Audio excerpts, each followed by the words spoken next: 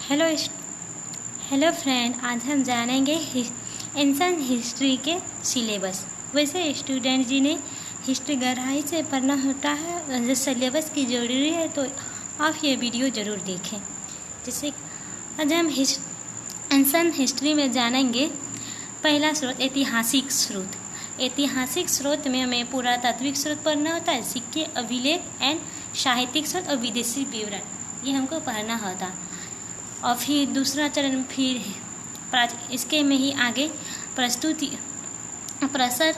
प्रसर युग आदिम मानव के बारे में पढ़ना होता है, जिसमें से इतना टॉपिक पढ़ना होता। फिर तीसरे नंबर में है ताम्रपाषाण में हमको ये सब पढ़ना होता है। और फिर हड़प्पा संस्कृति, कांस्य युगीन सभ्यता, इसके अंदर से ये सब पढ़ना होता है। ये हिस्ट्री के प्राचीन इतिहास के ये महत्वपूर्ण टॉपिक है। फिर उसके बाद हमें पढ़ना होता है, इसमें ही इतना पॉइंट्स पढ़ना होता है हड़प्पा सभ्यता, फिर इसमें मोहनजोदड़ो सब के बारे में पढ़ना होता है। फिर इसके बाद पढ़ना होता है ऋग्वेदिक काल जैसे समाप्त ऋग्वेदिक काल के बाद हमको पढ़ना होता है उत्तर वैदिक काल, इसमें से राज और वर्ण व्यवस्था की वर्णन होता है। इसमें ही वेदांग सूत्र के बारे में पढ़ते हैं। और फिर इसके बाद फिर हमको पढ़ना था जैन एवं बुद्ध धर्म। जैन और बुद्ध धर्म में इतने सारे मतलब कि पढ़ना होता है इतना सब कुछ। और फिर उसके बाद आता है महाजन और मगध साम्राज्य। महाजन के बारे में इसमें ही पढ़ना था, जिसमें से टोटल 16 महाजन पद होते हैं और जिनमें से कि 3 महाजन पद बिहार में स्थित है, जैसे मगध, अंग और विज।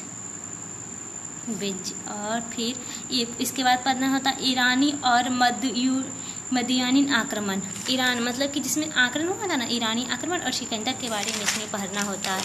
फिर उसके बाद आता है हमारा मौर्य साम्राज्य। मौर्य साम्राज्य में ही हम पढ़ते हैं चंद्रगुप्त मौर्य, प्रशासनिक संगठन, और फिर बिंदुसार अशोक, और मतलब इसके ही प्रणाली, और इसमें ही इसके बारे में ही पढ़ना होता है। और मौर्य प्रशासन का महत्व भी इसी में जानना होता है। फिर इसके बाद आता है मध्य एशिया से संपर्क और उनके परिणाम।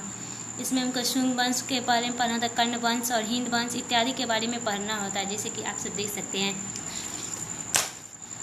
फिर पढ़ना होता है सातवाहन युग में हमको ये सब पढ़ना होता है, बारह धर्म की तारीख के बारे में। फिर उसके बाद आता है सुदूर दक्षिण में इतिहास का आरंभ, जिसमें से हमको ये सब पढ़ना आता है, चोल वंश, ये सब इसमें पढ़ना होता है। और फिर इसके बाद देख सकते हैं आगे गुप्त साम्राज्य में हम पढ़ सकते हैं श्रीगुप्त के बारे में, चंद्रगुप्त प्रथम, समुद्रगुप्त को सब भारत का नेपोलियन भी कहा जाता है, इत्यादि इस सब के बारे में हम इसमें पढ़ सकते हैं, आप देख सकते हैं। फिर इसके बाद आता है हर्ष एवं उसका साम्राज्य। इसके बाद पढ़ना होता है हर्ष एवं उसका साम्राज्य।